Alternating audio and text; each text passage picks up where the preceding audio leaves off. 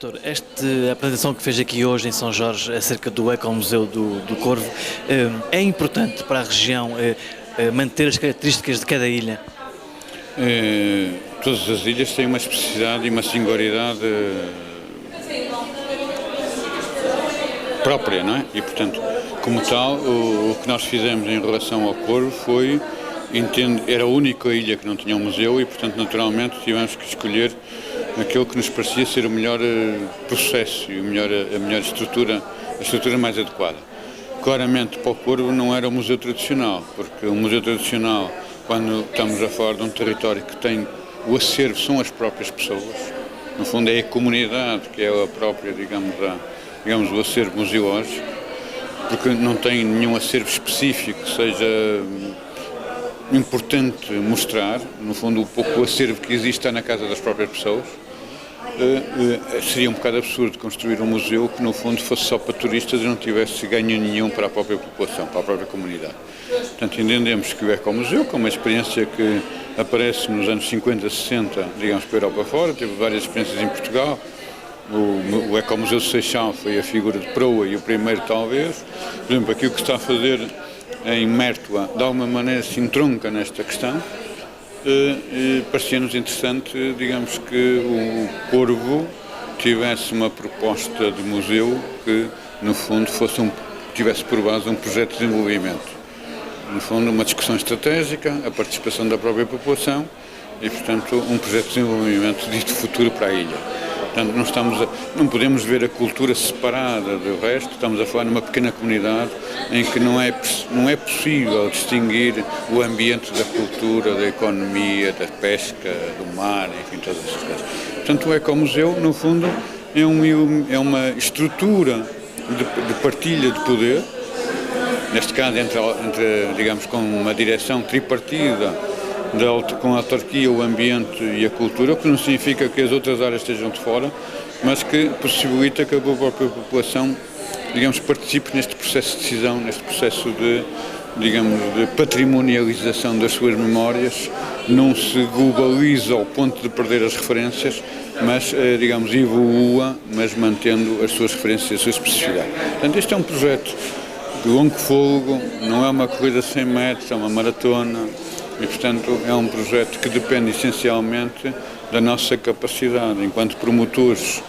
de galvanizar e seduzir a população e fazer com que a população, digamos, efetivamente participe. E, portanto, não seja, digamos, uma participação mascarada, mas seja uma participação autêntica. É um desafio, mas é um desafio que nos parece importante na medida em que é um novo paradigma que nós introduzimos, mas que é, na nossa opinião, o apropriado ao Corvo. Não quer dizer que esse paradigma seja apropriado a outras regiões, porque são outras dimensões, têm outros problemas e, portanto, como tal, cada ilha tem as suas próprias especificidades, num contexto global, e, portanto, a cada sistema, ou a cada ilha, a cada especificidade, deve ser adequado, digamos, a estrutura mais apropriada. Em relação ao Ecomuseu, num passado próximo houve esse projeto também aqui em São Jorge. Sente que o Corvo, por ser um espaço mais reduzido, será mais fácil implementar este projeto? Será mais fácil e será mais difícil ao mesmo tempo, porque é evidente, havendo uma comunidade mais de dimensão menor, naturalmente que é um laboratório, digamos, se quisermos, mais eventualmente participado, eventualmente mais rápido na sua efetivação, porque é evidente que com menos pessoas é mais fácil chegar a conclusões mais depressa. Não quer dizer que seja mais fácil, porque quando estamos a falar de uma comunidade mais pequena, digamos, quando há fraturas, e naturalmente haverá, digamos, relações menos claras ou mais contestadas entre partes dessa comunidade. Naturalmente, quando estamos a falar de uma comunidade mais pequena, portanto, isso mais depressa vem ao de cima e, portanto, a ultrapassagem dessas pequenas fraturas ou dessas guerras entre parentes que possam existir será mais difícil ultrapassar, não é? Porque serão muito mais visíveis, não serão encapotadas, não é? Agora, isso não nos desanima, porque os processos difíceis são processos, obviamente, que Digamos, se nós quiséssemos facilitar, como eu dizia de manhã, abríamos um museu conforme está definido na legislação, que é um pequeno edifício com uma porta aberta, que tem um diretor e que tem um funcionário. Esse seria o caminho mais fácil, o que não quer dizer que seja o caminho mais vantajoso ou mais adequado. Portanto, o que nos move é escolher o sistema e a estrutura mais adequada, o processo mais adequado, e, portanto, neste caso significa um processo mais complicado. É esse o desafio, é esse o caminho que nós temos que trilhar e não fugir aos problemas.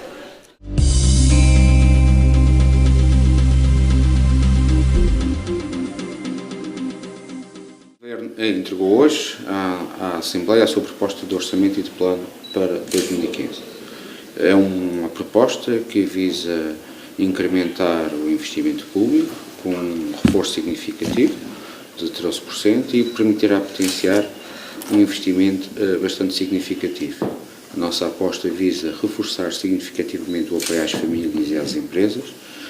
reforçar as componentes correlacionadas com a dinamização do emprego, da criação de emprego, do apoio nas áreas sociais, na educação, criando assim condições para contribuir para uma retoma efetiva económica e para um reforço também muito substancial daquilo que são os apoios às famílias açorianas e os apoios sociais. Neste contexto, o investimento público é dividido em 3 grandes áreas, cerca de 50% dos recursos afetos ao apoio às nossas empresas e ao apoio à promoção e criação de emprego, 25% dos apoios para a inclusão social e os restantes 25% em investimentos em infraestruturas. Pensamos que conseguimos assim dar a resposta necessária e efetiva ao processo de incremento de uma retoma económica e de um reforço da nossa coesão social.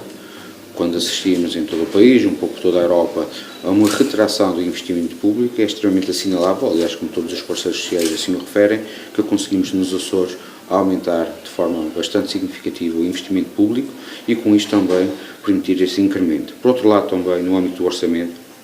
continuamos a nossa trajetória de reforço das transferências para o Serviço Regional de Saúde. Neste contexto, será reforçada este ano ainda em mais 15 milhões de euros as transferências para o Serviço Regional de Saúde para assegurar a manutenção do seu equilíbrio orçamental e, como foi realizado no último ano, nomeadamente em 2013, o mesmo não contribuiria nada para o déficit das contas públicas. É bom lembrar que em 2010 esse valor era de 210 milhões de euros, ou seja, conseguimos num espaço de 4 anos passar de um valor anual de transferências de 210 milhões de euros para 291, que estamos a falar de um reforço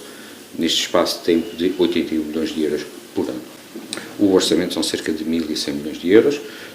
Por um lado, nós conseguimos aumentar este investimento público de forma significativa em 13% através de 2 formas. Por um lado, ao incrementarmos a nossa capacitação de ter receitas próprias da região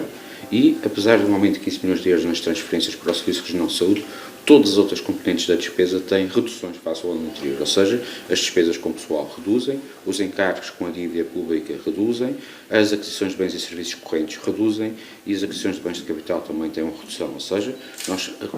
conciliamos a capacitação de aumentar o nosso investimento público com a redução de cerca de 4 milhões e meio no global das nossas despesas de funcionamento, excepcionando as transferências para o Serviço Regional de Saúde, o que permite demonstrar não só que é um orçamento de rigor, é um orçamento de contenção naquilo que são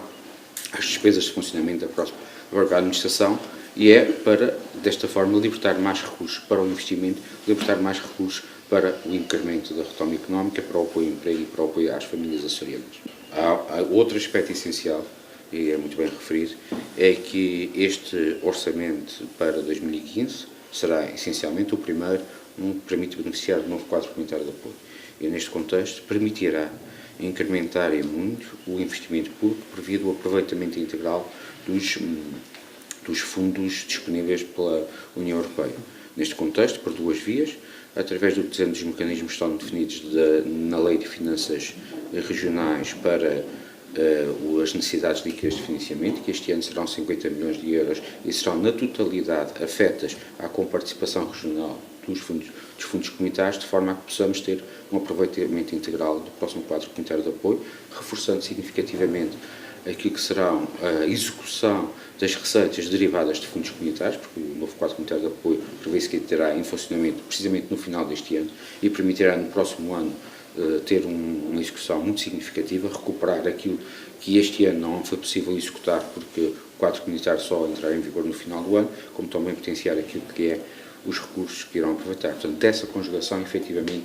uma das razões do incremento do investimento público é essencialmente a entrada em funcionamento do novo quadro comunitário de apoio às suas potencialidades e aquilo que nós pretendemos e prevemos neste orçamento, que é ter os recursos regionais disponíveis para o aproveitamento integral desta nova oportunidade de investimento.